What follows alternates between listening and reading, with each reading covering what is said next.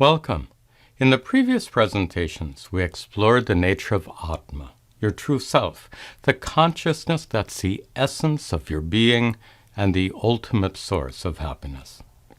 Using the teachings of Vedanta, we discovered this conscious self to be completely independent of your body and mind as the unchanging observer of your mind's constantly changing activities. As the unchanging observer, Atma is utterly unaffected by your mind's activities, like the sun is utterly unaffected by all it illumines. In this presentation, we'll broaden our perspective, going beyond the individual body and mind to explore the limitless, all-pervasive nature of consciousness. All experience actually takes place in your mind.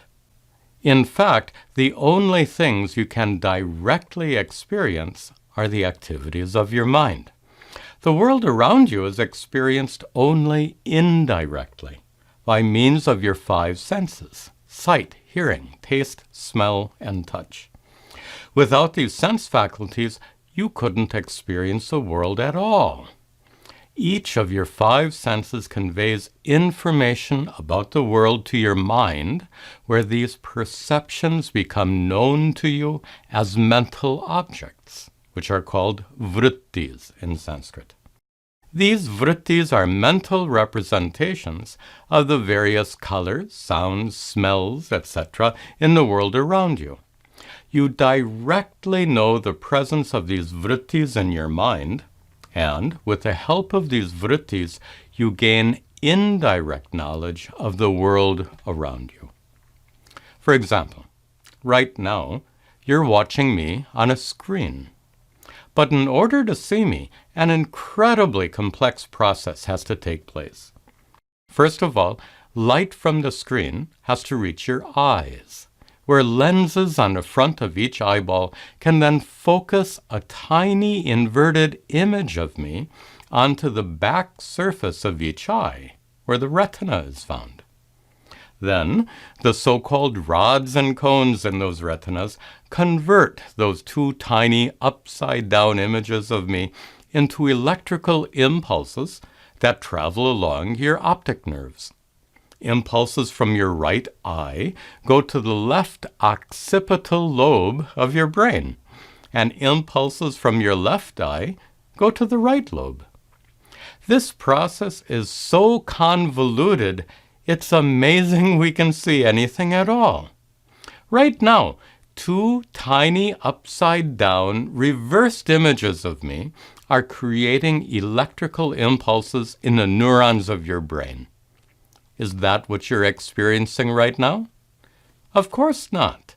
You see one normal right-side-up image of me. But that image isn't in your brain, it's in your mind. You don't experience the firing of neurons in your brain. You experience an image of me that arises in your mind. In this way, everything you directly experience takes place in your mind alone. The only time you might directly experience your brain itself is if you get a migraine headache. So, your faculty of sight produces an image of me in your mind. That image is in the form of a mental object, a vritti. And that vritti is known by you. It's observed by you. You are the conscious observer or awareful witness who knows the presence of that vritti in your mind.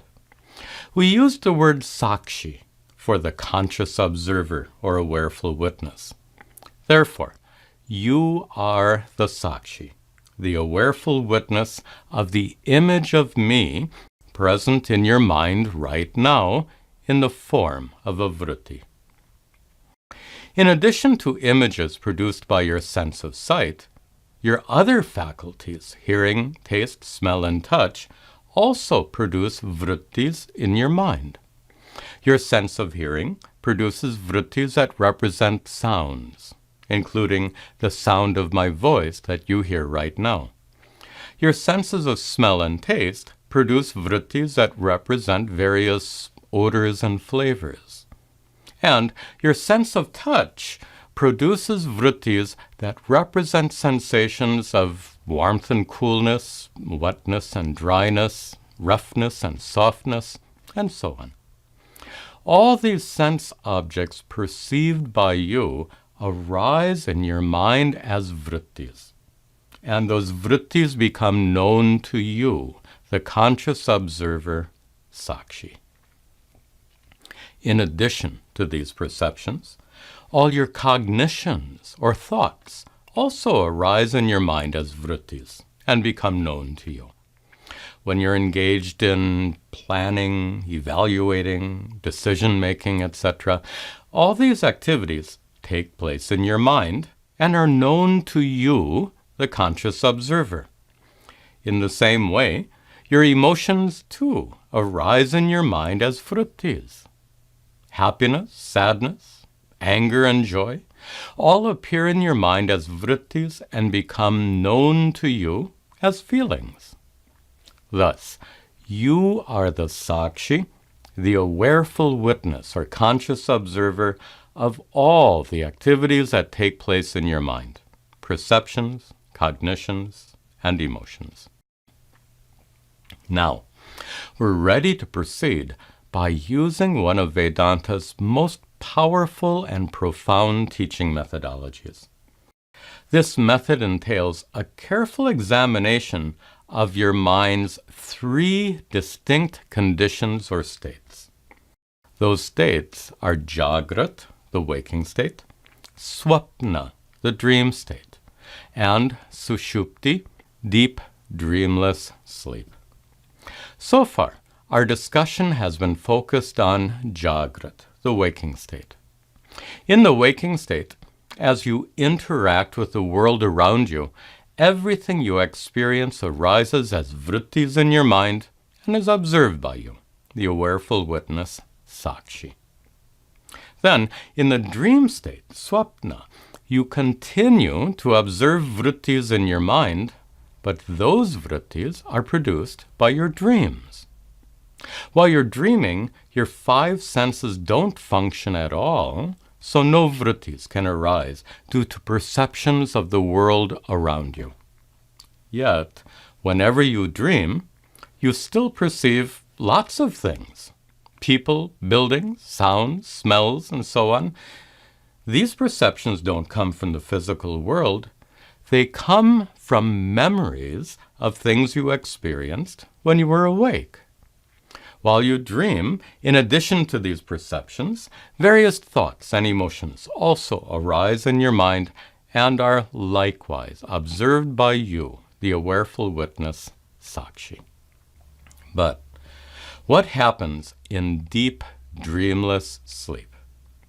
Every day while you're awake, you observe countless perceptions, cognitions, and emotions as they arise as vrittis in your mind. During the dream state, too, you observe all the vrittis produced by your dreams. Then, what happens in sleep when your dreams come to an end?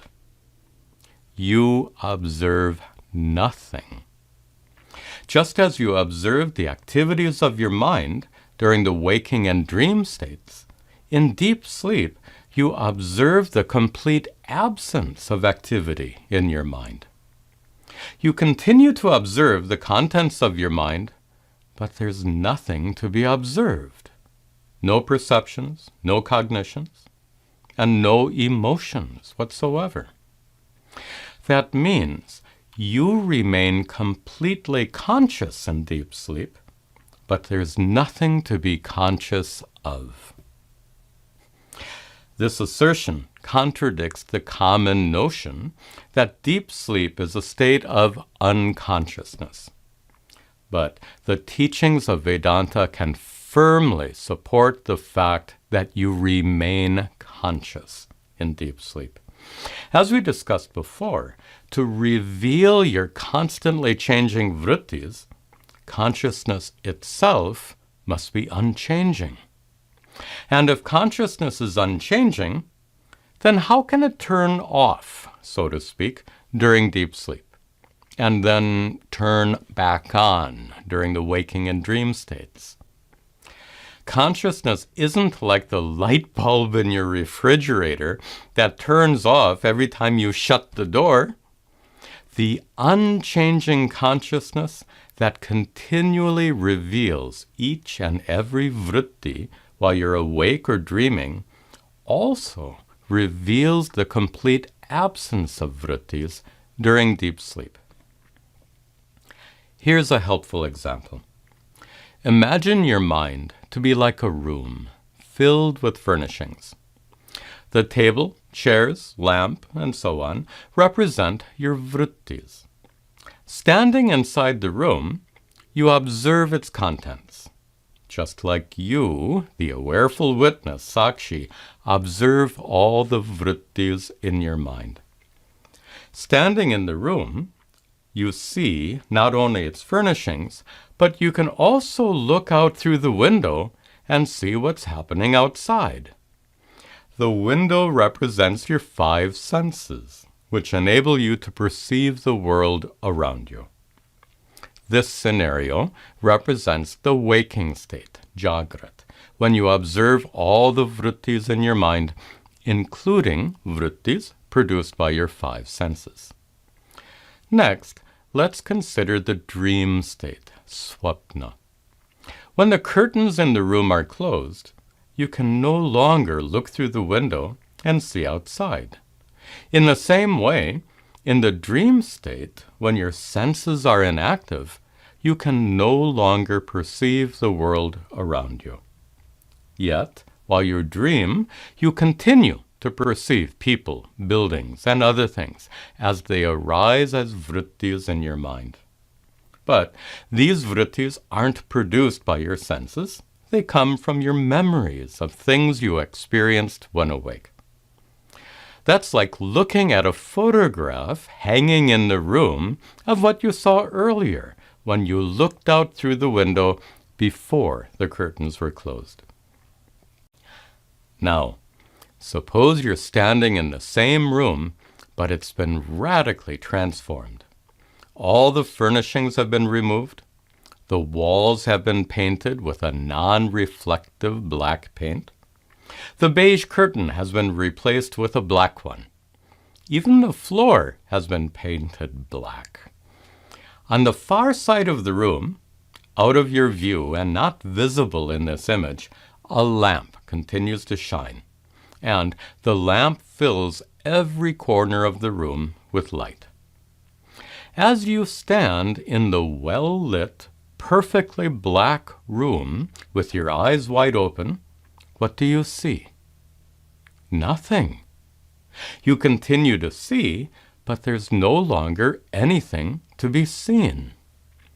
This scenario illustrates what happens in deep sleep, sushupti, when you, the awareful witness, continue to observe the contents of your mind, but your mind has become perfectly silent, absolutely still.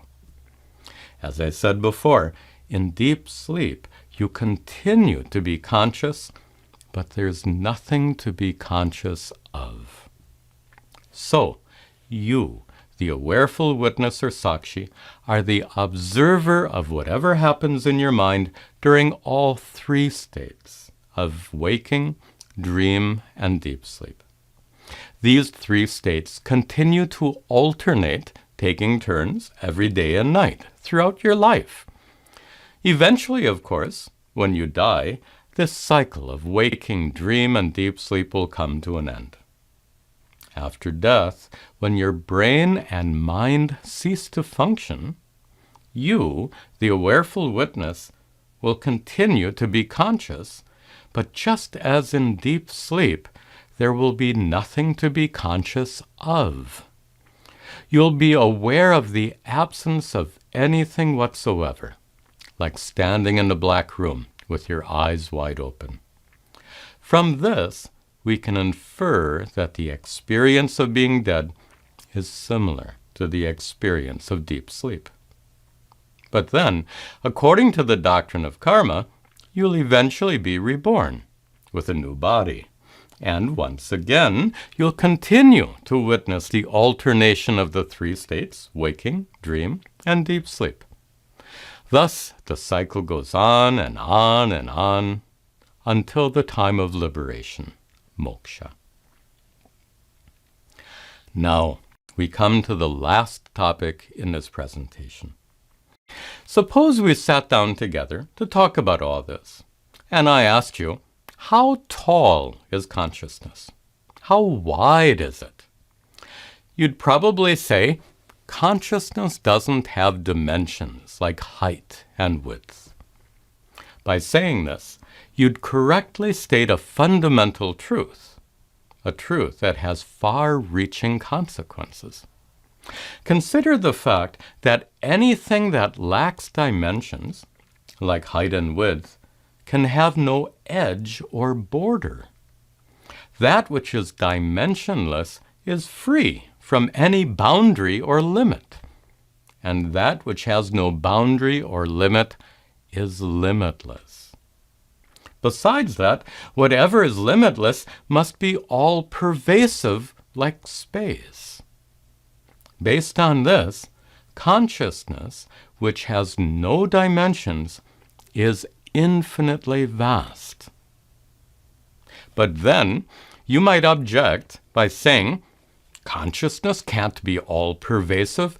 It's limited because it only pervades the physical body. Consciousness really does have an edge at the surface of your skin. Well, if you were to make that objection, you probably didn't watch the second in this series of presentations, which painstakingly demonstrated the fact that the apparent limitation of consciousness to the confines of your body is a mere side effect that occurs due to the nature of the nerves in your skin. It's absolutely true that the sense of touch is limited to your body, but that doesn't prove that consciousness is limited to your body.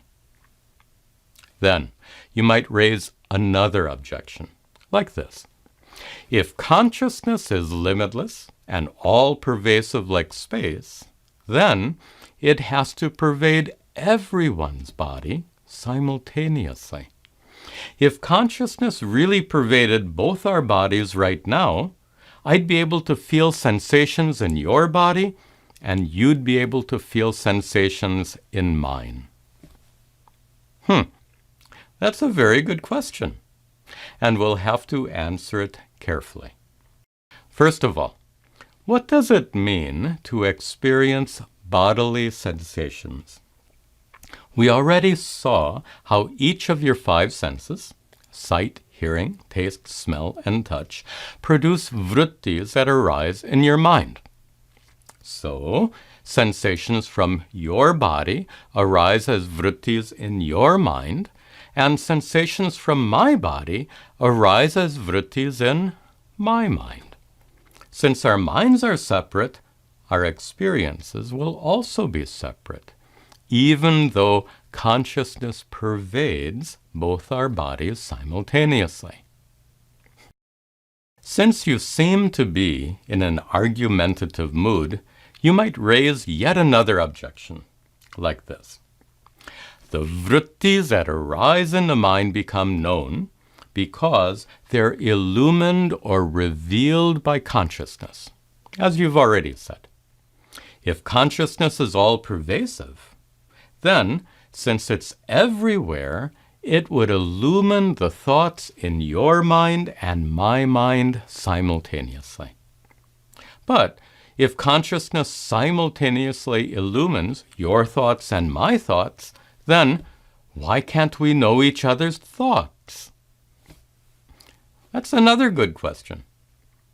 First of all, it's a really good thing that we can't know each other's thoughts. Imagine what life would be like if we constantly knew what everyone else was thinking. Too much. Now, when you ask, Why can't we know each other's thoughts? Who is it that is asking this question? Does consciousness itself ask the question? Or is this question a vritti that arises in your mind? As we saw before, consciousness is unchanging, and unchanging consciousness can't suddenly get a question like, why don't I know your thoughts? So, this question is actually a product of your mind. And your mind is certainly different and separate from my mind and all other minds. But then, you might raise yet one more objection by saying, if my consciousness is all-pervasive and your consciousness is all-pervasive, then my consciousness would illumine the thoughts not only of my mind, but in yours as well. And your consciousness would also illumine the thoughts in both our minds. Then, how can we tell the difference between your consciousness and my consciousness? Very good question. If we each had a separate, all-pervasive consciousness, both of them would overlap each other. And what a confusing mess that would be. However, as the ancient rishis discovered, there is but one all-pervasive consciousness, and that same one consciousness is responsible for simultaneously illumining each and every mind. That shining consciousness becomes manifest or reflected by each individual mind, like the shining sun gets reflected by so many oceans, lakes, rivers, and ponds. Each individual body of water reflects the sunlight, and by doing so, each body of water itself becomes another source of light. In the same way, each individual mind reflects the same one all-pervasive consciousness, and by doing so, each mind gains sentiency. So, there's only one source of consciousness, but there are countless reflections in countless minds. And just like each body of water reflects the sunlight differently, depending on its size and shape, in the same way, consciousness is reflected differently by each of our minds. Even though consciousness is one, we feel like individual conscious beings because of the separateness and distinctiveness of our individual minds. These teachings are among the loftiest revelations of the rishis. One of those revelations is recorded in this profound passage from the Shvetashvatara Upanishad. Eko Devaha. There is but one shining consciousness. The word Deva is used here not with reference to God, but in its root meaning, that which shines. Here, Deva means shining consciousness. That one shining consciousness is Sarva Bhuteshu Gudhaha. It is Gudhaha, hidden, residing within Sarva Bhuteshu, in all creatures. That one same consciousness, which is the essence of our being, dwells in us all and simultaneously illumines the activities of each of our minds. Continuing, that one consciousness is Sarva Vyapi, all-pervasive, boundaryless, limitless. And it is Sarva Bhuta Antaratma. It is the Antaratma, the inner self of Sarva Bhuta, all creatures. This Atma, the true self, is frequently referred to as the divinity that dwells within us all. It's divine because it is unborn, uncreated, and infinitely vast. It is unchanging, unaffected by all it illumines, and it's the true source of happiness, contentment, and peace.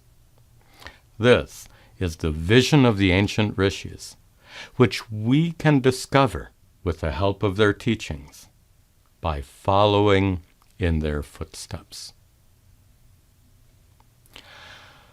Om Sarve Bhavantu Sukhinaha Sarve Santu Niramayaha Sarve Bhadrani Pashyantu Ma Kaschad Dukkha Bhag Bhavet Asato Ma Satkamaya Tamaso Ma Jyotirgamaya Mrityorma Amritangamaya Om Shanti Shanti Shanti.